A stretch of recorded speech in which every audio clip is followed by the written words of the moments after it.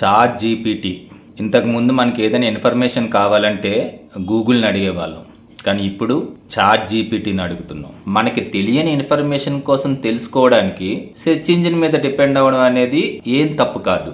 అలాగని మనం శృతి మించిపోయి మన పర్సనల్ ప్రాబ్లమ్స్ ఏవైనా ఉంటే, అంటే లవ్ ఫెయిల్యూర్, ఫ్యామిలీ ప్రాబ్లమ్స్ కానీ, అలాగే మన ఆఫీస్ ప్రాబ్లమ్స్, మేనేజర్తో గొడవ కానీ, ప్రమోషన్ ఎలా తెచ్చుకోవాలని కానీ, లేదంటే అందరి దృష్టి మన మీద పడాలంటే ఏం చేయాలని కానీ, ఇలాంటి విషయాలు ఏవైతే ఉన్నాయో అలాంటి విషయాలు కూడా చాట్ జీపీటీతో పంచుకోవడం జరుగుతుంది. అంటే ఇన్నాళ్ళు మన ఫ్రెండ్స్తో లేదంటే మన రిలేషన్స్తో, మన ఇంట్లో వాళ్ళతో కానీ షేర్ చేసుకునే విషయాలు ఏవైతే ఉన్నాయో అవి ఇప్పుడు ఏఐని అడుగుతున్నారు జనాలు.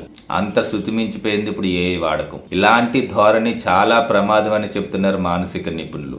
ఇప్పుడు నేను మీకు చెప్పబోయే 5 విషయాలు ఏవైతే ఉన్నాయో అవి ఎప్పుడు మీరు చాట్ జీపీటీని అడగకండి, చాట్ జీపీటీతో పంచుకోకండి.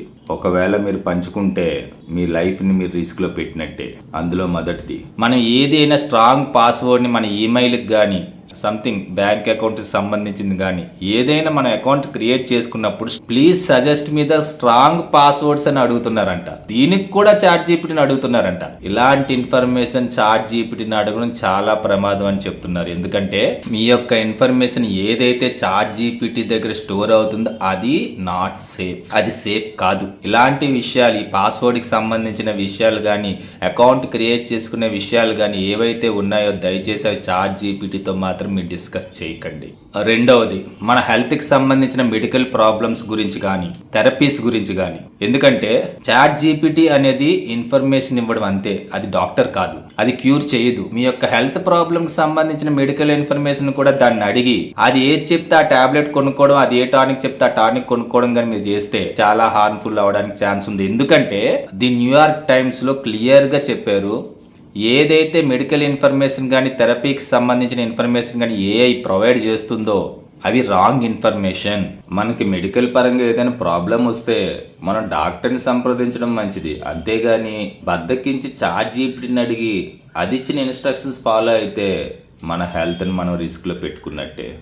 మూడవది, ఇది చాలా మంది తెంగరోలు చేసే పని. వీళ్ళ కోసమే ఎలా సిస్టమ్ని హ్యాక్ చేయాలి, ఎలాగ ఒక ఇల్లీగల్ పని చేసి తప్పించుకోవాలి, ఎలాగ ఒక బాంబుని తయారు చేయొచ్చు, ఇలాంటి క్వశ్చన్స్ ఇంకా చాలా ఉంటాయి. తెంగర క్వశ్చన్స్. క్యూరియాసిటీ తోటి కొంతమంది తెంగరోళ్ళు ఎవరైతే ఉంటారో ఆ చాట్ జీపీటీ ఎలాంటి ఆన్సర్ ఇస్తుందో ఏంటో అని టెస్ట్ చేద్దామనో కుతూహలంతో తెలుసుకోవాలని అనుకొని ట్రై చేస్తే సైబర్ నిఘా సంస్థలు 1000 కళ్ళతో చూస్తూ ఉంటాయి. ఇలాంటి ప్రశ్నలు సరదా కూడా దయచేసి చాట్ జీపీటీని అడగండి. ఇవన్నీ ఇల్లీగల్ యాక్టివిటీకి సంబంధించిన ప్రశ్నలు. మీరు దొరికిపోయిన తర్వాత సరదాగా చేసేనన్న ఇప్పుడున్న సిచ్యువేషన్లో మిమ్మల్ని ఇంత త్వరగా వదలరు బయటికి. ఇక నాలుగవది, కాన్స్పిరసీ థీరీస్ గురించి, అంటే కుట్ర సిద్ధాంతాల గురించి. ఏదైనా కుట్రకు సంబంధించిన విషయాలు, మోసానికి సంబంధించిన విషయాలు, అవి కూడా చాట్ జీపీటీని అడగడం ప్రమాదం అనే చెప్తున్నారు. కామన్ విషయాలు అడిగినప్పుడు కూడా మనం 1-2 సార్లు చెక్ చేసుకోవాలి. ఇంకా మీరు ఇలాంటి అడగకూడని ప్రశ్నలు అడిగితే అది ఎలాంటి ఇన్ఫర్మేషన్ ఇస్తుందో తెలీదు, ఎలాంటి వీటికి అవి దారి తీస్తాయో తెలియదు. దయచేసి ఇలాంటి ఆలోచనలు మానేయండి.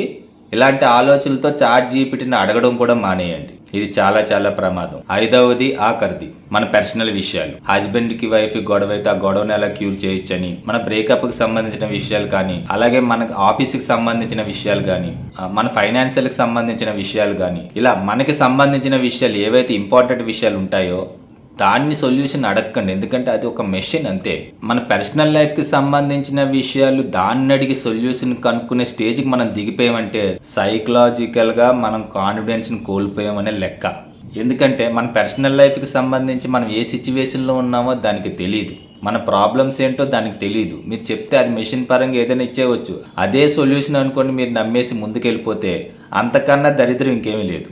రోజుకి 2.5 బిలియన్ ప్రాంప్ట్స్ని చాట్ జీపీటీ జనరేట్ చేస్తుంది. 2.5 బిలియన్ ప్రాంప్ట్స్ రోజుకి. చాట్ జీపీటీ అనేది ప్రాంప్ట్స్ ని సృష్టించే ఒక ఆర్టిఫిషియల్ ఇంటెలిజెన్స్ ప్రోగ్రామ్. అది మీకు భారీ మొత్తంలో మెసేజెస్ ని ప్రాసెస్ చేయడానికి విత్ ఇన్ సెకండ్స్ లో మెషిన్ లెర్నింగ్ ఆల్గరిథం ని ఉపయోగిస్తూ ఏఐతో సృష్టించబడిన ఒక చాట్ బోట్. అది మీకు సింపుల్ గా చెప్పాలంటే అదొక మెషిన్, అది మనిషి కాదు.